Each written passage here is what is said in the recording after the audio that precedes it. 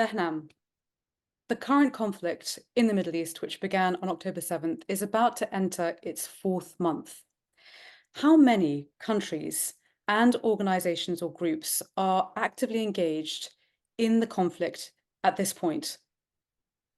In short, what may look like a two-entity conflict, Israel and Hamas in Gaza, actually has many more actors, and as the region has been seeing, it's been spilling across several different geographies. There is at least one other major state actor. There's the Islamic Republic of Iran. Within Gaza itself, there is another proxy of Iran called Palestinian Islamic Jihad that is also much more selectively fired rockets. In fact, Palestinian Islamic Jihad was recently blamed for one of the stray projectiles that ended up hitting a hospital. To the north of Israel, there is Iran's perhaps most successful export of its revolution, Hezbollah in Lebanon. To the north and east of Israel, there is another state that is semi-involved, and that's playing host to some other actors. That's the Assad regime in Syria, which owes its existence to the Islamic Republic of Iran, as well as the militias that Iran controls, as well as, of course, Putin's bailing out of Assad's war machine. There are militias that straddle the border between Iraq and Syria, like Kataib Sayyid Shuhada, Kataib Imam Ali, Harakat Hezbollah Nujaba, and of course, Kataib Hezbollah. And some of these groups have front groups or associations of their own that since 2021 have called themselves the Islamic Resistance of Iraq. So a proxy strategy or a carve-out strategy is successful when a proxy of a proxy develops a proxy of their own. And then perhaps most interestingly, to the south, they don't control all of Yemen, but indeed they control large swaths of it. And the formal Yemeni government is still in exile despite being internationally recognized. And that's the Houthis, which are the newest member of this entire constellation of entities that I just mentioned that Iran has been calling the axis of resistance. So you have Hamas, Palestinian Islamic Jihad, Lebanese Hezbollah, the Assad regime in Syria, Iran-backed militias in Syria, Iran-backed militias in Iraq, the Houthis in Yemen. This is 7. And depending on how one views the terror attacks happening in the West Bank, you could even say 8 actors besides Israel currently in a firing posture. And there have been a large number of missiles and drones fired and launched at this point. Can you give us an idea of numbers in terms of how many missiles and drones have been launched, who's launched them, and who they've been launched at?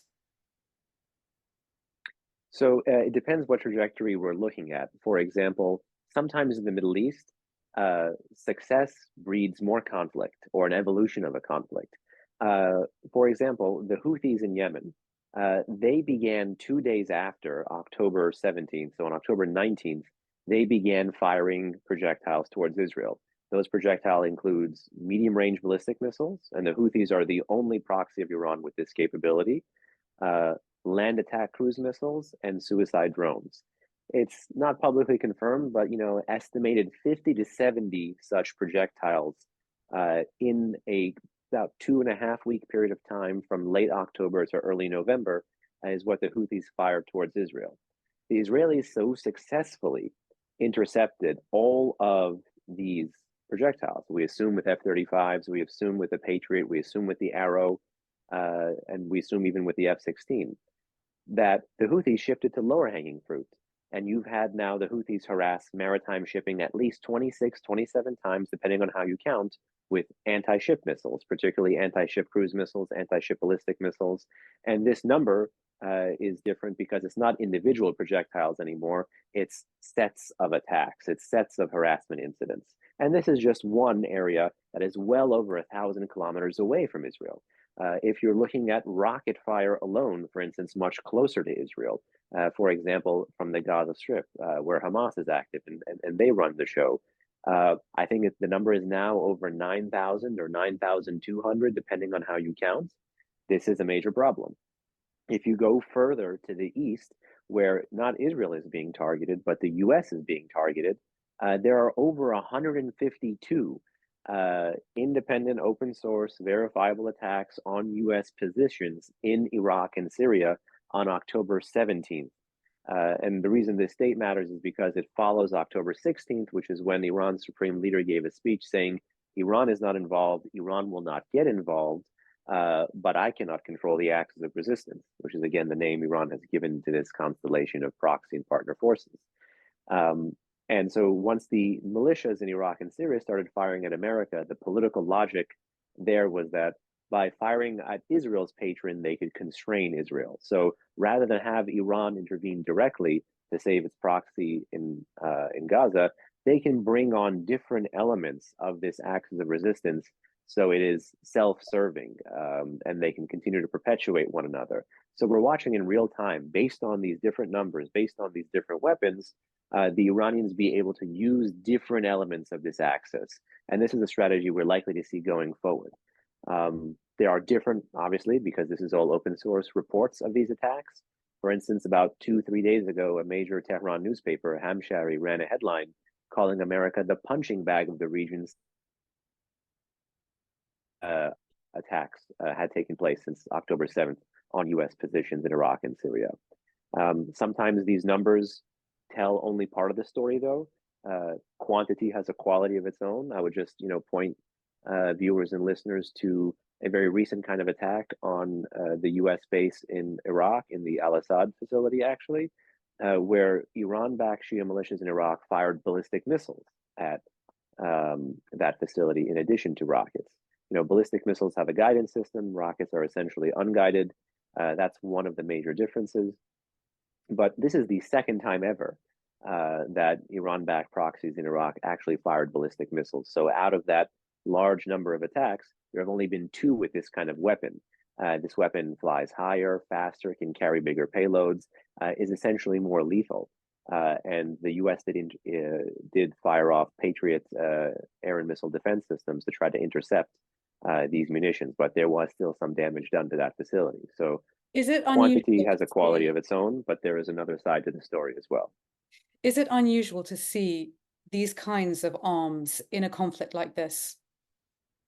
Well, a conflict like this is first and foremost so unique, but the Iranians, it was reported in late 2019, between August to December 2019, that they had proliferated short-range ballistic missiles from Iran to Iraq. They were in storage, essentially. In that time, Iran on its own territory had been developing variants of these short-range ballistic missiles called close-range ballistic missiles. The big difference for the audience is close range is 0 to 300, short range is 300 to 900, or 300 to just under 1,000, essentially. Once Iran began to perfect these closer range precision strike systems as well, we saw them used in military operations. For instance, in September 2022, amid the Women Life Freedom protests, Iran actually fired on northern Iraq and indeed did kill a US citizen with one of these newer close-range ballistic missiles. Fast forward to November of this year, Iran-backed Shia militias in Iraq displayed what looked like a variant of that close-range ballistic missile, meaning that there was more unreported weapons proliferation than the 2019 story let on. And Iran's willingness to give more and more lethal weapons to different elements of this axis is part of this larger problem, and is really why, when we look at the region today, it is essentially a whole different series of fires based on a whole different series of weapons across a whole different series of geographies. And Iran gives a different kind of capability to a different kind of actor based on the threats they believe they face and what they can effectuate. So even though Hezbollah... Behnam, sorry to interrupt you, Yes. just to ask you, where are the majority of these weapons being manufactured and produced? It's a two-front stream, or it's a two-part source. There is the patron proxy relationship, where either Iran directly provides the munition or provides a never-before-seen variant of the munition that allows the local actor to claim it is organic or indigenous or domestically produced. But what Iran has been actively doing since at least 2014, since actually the last major flare-up between Israel and Gaza, the 2014 war, is supporting local production as well. So rather than have to traffic whole systems, which can get intercepted easily, Iran is shipping component parts, Iran is sharing more direct knowledge, and taking advantage of local conditions and local raw material or other material that the proxy themselves goes out and buys. You see this with Hamas and, plumbing and tubing. You see these with the Houthis grafting on Iranian tech, Iranian expertise, Iranian designs onto missiles and usually benefiting from the missile force that they inherited when they overtook the country, because the former Yemeni president, Ali Abdullah Saleh, actually had a very robust missile arsenal. Yemen used to be awash in Russian, Chinese, and Soviet, and even North Korean weapons. So it provided a solid basis for Iran to transfer more weapons and more tech and more material. So long story short, there is both the proliferation side and the production side. And you've even had the deputy of the IRGC Aerospace Force, that's the force that is in charge of Iran's ballistic missiles at home, talk about not giving a man a fish, but teaching him to fish, which is why we see such different styles and such different variants of weapons across this region. As you said earlier, this is a unique conflict. It's not like anything that we've seen before. And there is an entire backdrop to this conflict, which is also incredibly complicated and stems many, many decades and includes heightened tensions between states in the Middle East, including Israel, and various communities within the region. Can you give us some outline to the background of this particular conflict and why that background is important? You know, you and I could do several more iterations of this podcast, and we would have only scratched the surface of the Israeli-Palestinian conflict, the Israeli-Arab conflict, history of Jews in the Middle East, uh, the history of anti-Semitism globally versus what it's been like in the region, Islamic thought towards minorities, third world revisionist ideology. There's so many ways to slice this apple. But I'm going to start somewhere that people don't traditionally start at, which is near the tail end of the Cold War, because coming at this issue from an Iran watcher rather than a scholar of Israel or rather than a scholar of Palestinian liberation, quest for statehood, whatever you want to call it, there is plenty of evidence and plenty of literature developed and produced and talking heads on every side of that conflict. But looking at how Iran was able to make inroads into both a jurisdiction that well, one has had many Palestinian and Arab Christians at the forefront of in the secular nationalist days, and two, even when it is Muslims largely, but not exclusively, but almost essentially Sunni Muslims leading that charge, and it becomes a story of how Iran, both in terms of ethnicity and in terms of religious sect, a double minority, Persian and Shiite versus Sunni and Arab, is able to co-opt causes. And that is because the regime puts forward a least common denominator. It finds adversaries, or it has adversaries in the region, and then it finds opponents of those adversaries, and through sustained political and material support, and often a lot of financial support, is able to co-opt a local actor who is firing at someone that the Islamic Republic wants to fire at anyway. And Iran's inroads into Gaza, particularly in 1989 with the creation of Palestinian Islamic Jihad, which was quite literally in the Khomeini's interpretation, or in the image of the Khomeini's interpretation of 12er Shiite Islam, despite Palestinian Islamic Jihad not being Shiite, and in the funding and financing and supporting and training of that larger actor, which was created in 87, if I'm not mistaken, Hamas, which was a offshoot of the Muslim Brotherhood, but also a foil. It's local to Gaza, a foil to what you saw coming out of Ramallah, which was the Palestinian Liberation Organization, the Palestinian Authority, also all essentially kind of spearheaded by Yasser Arafat.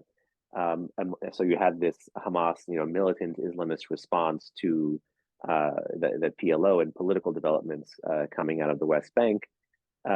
Iran was able to co-opt that cause, and you saw Iran, particularly during the peace process period. You can trace it from Madrid all the way through Oslo, through Wye River, through Taba 1, through Taba 2, through Camp David, through the Clinton parameters, through the Bush parameters, all the way till the end of the Second Intifada. Iran co-opted the Palestinian cause and used disgruntled Palestinian voices that were willing to accept this sustained political and material support to essentially co-opt the Palestinian cause and play the role of spoiler. From the defeat of that peace process, the Islamic Republic was able to graft on that, sustained political material support and build a relationship that allows them to take, national liberation terrorist organizations and bring them into this larger concerted fold that we called before the Axis of Resistance, which is the name Iran began to use very aggressively, if I'm not mistaken, a few years after the Arab Spring in the region. We know Iran tried to brand the Arab Spring as the Islamic awakening, Once you saw that language begin to diminish in Iran, 2011 through 2014, you saw at the same time the rise of the language of an axis, literally themselves calling themselves an axis, talking about all these different groups. And there is a very famous line I'll end with that talks about, I think it was a former parliamentarian, but I have to double check, in 2014, talking about, the four Arab capitals that Iran controls, Sana'a, Baghdad, Beirut, and Damascus. And in each of those areas, you have essentially a proxy of Iran. Obviously, the Palestinians don't have a state, but if you talk about what's been going on in Gaza, you could easily add that to the equation, because whether it's Iran creating or co-opting a terror group or militant group or a militia group in the Middle East, what they're able to ultimately do is enlist foreigners to fight wars on the Islamic Republic's behalf. And in my view, this is some kind of neo-colonialism in reverse, because essentially what begat this conflict was a conflict between Israelis and Palestinians, literally the Hamas terrorist attack on October 7th, which ended up violating the past ceasefire of 2014, which we won't get into. But essentially, Iran taking that disgruntled voice and riding it. And you even saw, if I may just put a last footnote on this, for a period of time when Hamas re-embraced that ethno-sectarian element of its identity, that Sunni and Arab element of its identity, while protests were raging in Damascus and across Syria against the Assad regime, which is Iran's sole state ally. Iran have significant distance with Hamas. But this big tent ecumenical approach towards trying to flood out and buy out the differences and drown out the differences with money and material support is what allowed the Islamic Republic this least common denominator approach. So long as you're willing to shoot at those I want you to shoot at, we will continue to have ties. And you saw in 2017 a rapprochement between Hamas and Tehran, entirely forgetting that Hamas moved from Syria to Qatar. The dominant narrative at the moment is that the motive behind the October 7th attack by Hamas was pushback for the Israeli occupation in Gaza. But there have been other reports suggesting that the motivation was something entirely different. One particular analyst has said that it was more to do with a concern that Israel and the US were rebuilding relationships with specific states in the Middle East. Do you think there's any legitimacy to that perspective? I tend not to do well with dominant narratives anyway, and in this case, there's a Persian saying, "Del bedel rahtare," or a heart has a pathway to a heart. Here, I'm inclined to agree with the analyst you ended up quoting. I think nothing in life is monocausal, though. I think there's always several different factors, but you do have a preponderant cause. And I do think one of the biggest, if not the biggest causes was, again, looking at Iran, Hamas post 2017, which follows that 2014 major conflict, as well as the 2021 11-day war in May, which did change a lot and came amid, again, Iran probing, testing how far it could use proxies in a period of time when the Biden administration was in office and had a fundamentally different view, not just towards Iran and not just towards the nuclear program, but what the priorities for that outsized power and perhaps the most important supporter of Israel, the United States of America, should be in the heartland of the Middle East. And there was a lot of lessons learned from that 2021 war. And if you had to also bring in another Arab-Israeli conflict, I would mention the 1973 war. And Israelis are always shocked when I tell them this, but that many Americans had forgotten about the legacy of the 1973 war. And Israelis are further shocked when I'm able to quote a quote Sadat said in English in the morning of that conflict, once Egyptian forces crossed the Suez Canal in 1973. And commenced that surprise attack against Israel. Because 50 years later to the day, it was another surprise attack against Israel. And the quote that Sadat said is, "I wanted to prove that the Israeli theory of security would collapse." If you look at the boom and bust cycle of violence outside of from Gaza to Israel, 2008, 2012, 2014, 2021, and a little bit of what happened with Palestinian Islamic Jihad in 2022, you have Iran trying to effectuate a death by 1,000 cuts strategy against Israel. So that is one major element here. And so it's this boom and bust cycle of violence that you have to continue. But Behnam, that is not... If I can just, sorry, Behnam, if I can Yeah. just ask you a quick question. You just made me think of something. So when we're looking at the conflict, particularly the start of the conflict, in the weeks that followed, in that initial period, there was a deep concern that Iran had orchestrated or enabled the attack on October 7th in some way. But there hasn't been to date any evidence showing a direct link between the Iranian regime's involvement in the planning of the October 7th attack. Do we have any new information which suggests unequivocally that the Iranian regime was involved in planning the attack on October 7th? Well, this is, again, where you stand in life depends on where you sit. I'll paint a small picture of two extremes. Essentially, open source reporting from Reuters based on conversations that I believe the authors had with folks in Tehran denied that overt and direct link in the planning, and even heightened the fact that when Hania went to Tehran, the head of Qatar in Doha went to Tehran to meet Iran's supreme leader, that there was, talk of this being a surprise for Iran's supreme leader. Beyond that, you had two rounds of reporting following October 7 from a different news outlet, the Wall Street Journal, citing local and regional sources, more based in the Levant, less than Iran and Qatar, talking, I think, to Hezbollah sources, Hamas sources, potentially Iranian sources, but I forget if that was the case or not, but definitely Hezbollah and Hamas. And if I'm not mistaken, in one of the outlets, in one of the instances of reporting, there may have been discussion with a European diplomat. Don't quote me on that, but I think definitely the first two were involved, representatives of Hezbollah and representatives of Hamas. And this Wall Street Journal story does, in fact, paint a picture of Iran as more integrated, more part of the planning, maybe less interested in the details, but essentially this not being a surprise. I think what was a surprise to everybody was how, in terms of lethality and brutality, how barbarous Hamas was, but also how far Hamas was able to get in terms of being not yet stopped by Israeli Defense Forces, and how successful that initially three-pronged attack, air, land, and sea, had been against Israel. And this had raised many red flags. So in one instance of this, how you break this question down, depending on what source you read and what source you trust, you have different kinds of open source evidence. Normally, while I would like to just split the difference, with the Reuters one, because they're talking to Iranian sources and Iran has incentives to underplay any involvement, given the fact that empirically we know they have politically and materially supported Hamas for quite some time now, to underplay the net effect of that political and material support, meaning it empowered or underwrote or enabled an attack like October 7, it makes sense that sources in Tehran close to the government would downplay that so as to prevent any kind of overt attack or retribution against Iran. So that's one reason to be very skeptical of the Reuters reporting. Another reason to be very interested or supportive of the Wall Street Journal story is that we know of, at least from the 2021 war into the present, there is an IRGC fusion cell in Beirut, where essentially they're looking to create this connective tissue between precisely those two sources that were quoted, which is the Palestinians and the Lebanese, Hezbollah and Hamas, to bring these elements of a diffuse axis much closer together.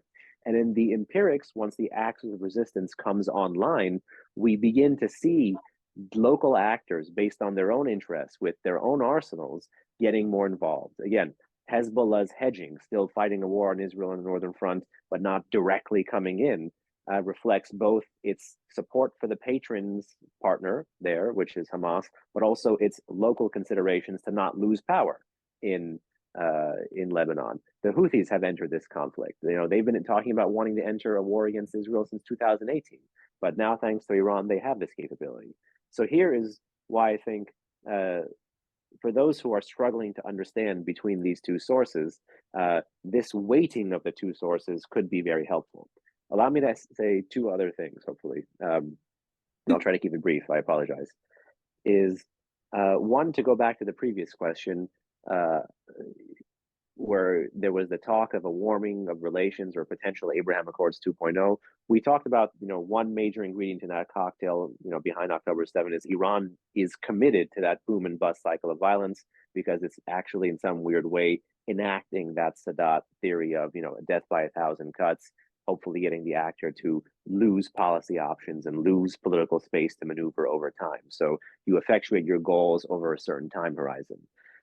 From that flows that, as Iran saw starting in 2019, the potential for Arab-Israeli overt encirclement of Iran, Iran did indeed promise to push back. In fact, 2 weeks after the Iranian attack on Saudi Arabia, the cruise missile and drone attack against the oil facilities, Iran's president went to the UN, to the UN General Assembly in New York, and he employed an Arabic proverb that, in my view, was directed to the Gulf Cooperation Council states. He said, first the neighbor, then the house, which is an Arabic proverb meaning take care of your neighbor and you take care of your own house. Take care of your associates or people around you security, and your own security is secure. So this is Iran's way of saying, Saudi Arabia, stop playing footsie with Israel, stop with the partnership with America, because that aggravates us. And once we get aggravated, we will respond against you, which is exactly how Iran began to respond to max pressure. Then you layer on all the Iranian commentary about threatening Arab states if they did indeed go ahead with normalization with Israel following the Abraham Accords becoming public and something much lauded in 2020. Then you layer on the fact that I think on October 3rd, Khamenei's last public speech before October 7th was indeed calling, establishing diplomatic ties with Israel, betting on a losing horse. He even said that this is a proverb that exists in the West, calling it a losing horse. That I think was him kind of almost braggadociously tipping his hand as to something that might come. And so when you add all these pieces of the puzzle together, and then you compound an understanding of the proxy strategy, which is there are also two very unhelpful extremes here. You have a lot of people in the policy world across the Atlantic looking at it as a when I say jump, you say how high, totally denuding the local actor of agency. And another side, largely academics, looking at this as a principal agent problem, that the more there is a relationship between the principal, Iran, and the agent, whichever local actor, Hamas, Houthis, Hezbollah, the more actual agency goes to the agent. So the more power the agent, the weaker power, gets simply by being in the relationship, because the foreign power needs the local power to do something. So the local power ends up being the one saying yes, no, because it's their lives, they're on the front lines. These are both part of the truth, but looking at it as only the truth is an unhelpful extreme. It's very likely that if Iran says to a proxy or to any of these militia groups, jump, the answer is going to be, okay, but for how long? What will you do after I jump? What are we doing together when they respond to me jumping? It's a two-way street, because Iran is interested in the cultivation and the preservation of this proxy. So if you bring in an intelligence question into this gigantic jigsaw puzzle that I just created here, and you say, find me the go order, find me the signal intercept from Khamenei to Hamas saying, do it October 7th, this place, this time, this way, you will not find that. And this may be one of those weird instances where the absence of evidence is the evidence. The fact that Iran has successfully created a proxy strategy that relies on local actor understandings of the best time to fire at someone that the Islamic Republic wants to fire at, you get a way to understand how come there is no empirical evidence, quote unquote, where even Israel can't say this is directly Iran. Iran has also said repeatedly in recent weeks that it doesn't want to have a war, but that looks very confusing to onlookers because there is clearly a conflict happening in the Middle East, and Iran is now actively engaged in that conflict, having fired missiles itself. So what's the MO behind Iran's strategy here? And are they really anti a war, or are they doing something else more strategic in the region to press its agenda? Well, Iranian officials have said and continue to say, Mary, quite a few diffuse and unique things that have a precocious relationship with the truth. So let's just put those dismissals where they need to be. We'll check them at the door.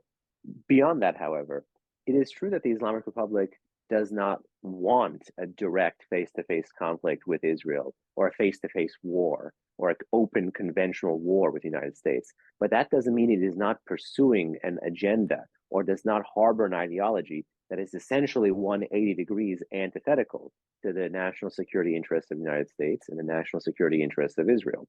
And in this case, one of the successful elements of the Iranian strategy here is what I would call a strategy of armed suasion. It's what some scholars have called forceful persuasion, but you can call it whatever you want.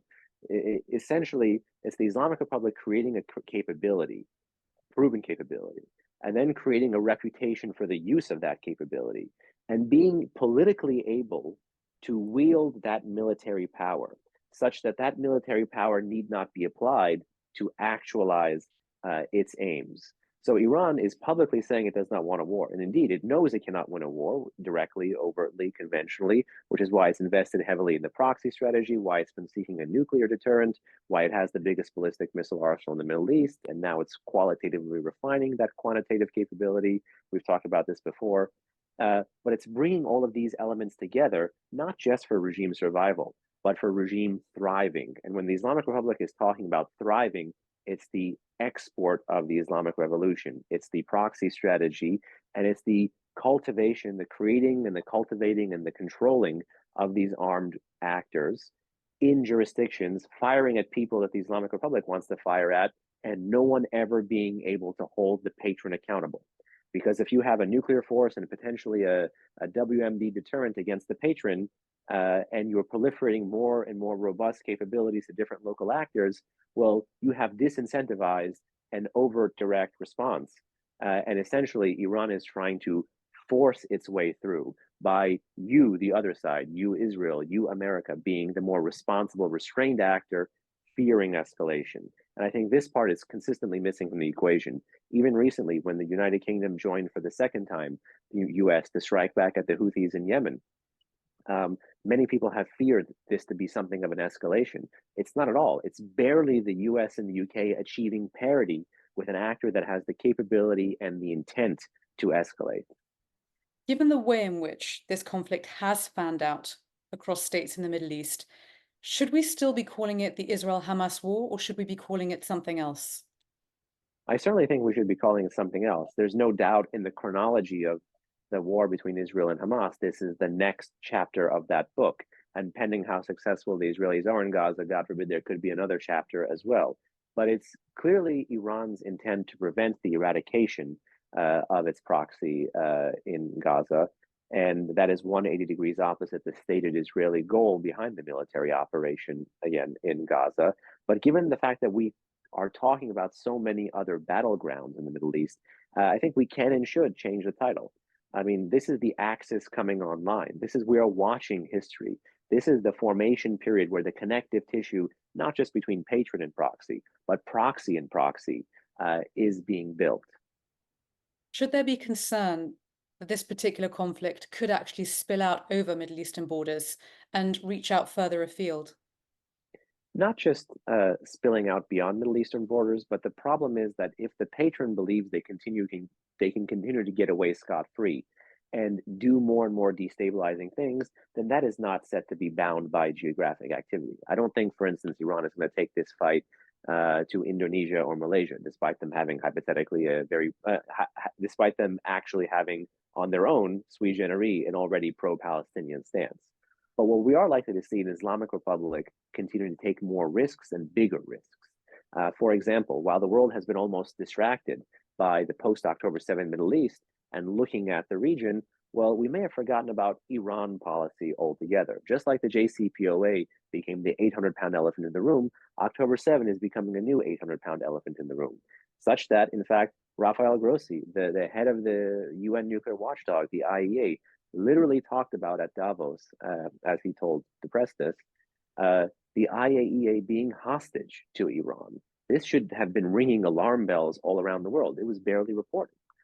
Just recently, Iran successfully tested for the first time ever a three-stage all-solid propellant satellite launch vehicle, the closest Iran is getting to developing an ICBM in plain sight minus the reentry vehicle. And has barely been reported, barely been analyzed. I haven't seen a response from a single major Western government. And in fact, the head of this program is still not subject to sanctions.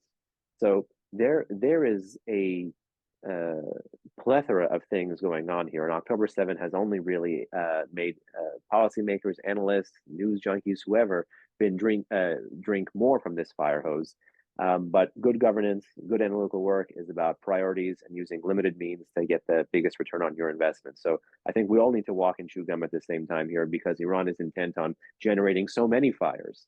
And other fires that could be coming is Iran's proliferation of missiles to Russia. Europe is still grappling with the proliferation of drones. So think about that as a major escalation. And final question for you, Behnam. How do you see the conflict playing out over the next few months? I am quite worried that with Israel talking more and more about needing to turn north, about their own potential need to enforce Resolution 1701, which was supposed to prevent Hezbollah from weaponizing the space south of the Litani River where the border with Israel is, and then ultimately people looking at Gaza through a hyper identitarian, individualized lens, particularly in the West, rather than seeing it as part of this boom and bust cycle of violence that we've seen from the region and something that Iran is intent on doing, which is fighting to the last Palestinian, fighting to the last innocent person in the region, is I think a major problem. So I think the humanitarian condition is set to get worse, not better, in that part of the world. I think you're likely to see more, not less conflict. And with Israel already itself having 300 to 360,000 people in reserve still active, that's a strain on an economy, on a strain on a country that size, particularly people in the prime of their life, not in the workforce. And then about 100,000 internally displaced persons from the north, where the border with Lebanon is. I think something's got to give, and a question of a potential intensification of the conflict, because the conflict has already begun, but an intensification of the conflict with Hezbollah can increasingly become a matter of when and not if. And that is something I'm concerned about. Well, that is really, really concerning, Behnam. But thank you so much for your time. Thank you.